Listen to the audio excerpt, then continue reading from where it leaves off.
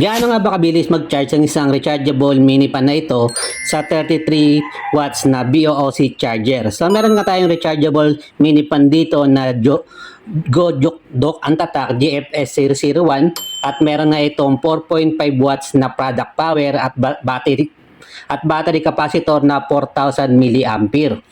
So ngayon ang tanong, gaano nga ba to kabilis mag-charge?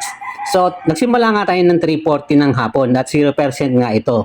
Na after ng 3:19 o 5 minuto yung makalipas, nag-charge na nga siya ng 5%. Ngayon, after ng isang oras, 50% na nga po yung charge niya at yun nga 4:14. At after nga ng isang oras pa ulit, o pangalawang oras niya na, nag 100% na nga po yung rechargeable fan natin. So ngayon ang tanong, so 100% na to, gano'n naman siya kabilis malobat kung 100% naman yung pinaka lakas niya o yung pinaka todo na yung lakas niya. Gano'n nga ba siya katagal malobat? So nagsimula nga tayo dito ng 6:41 ng hapon.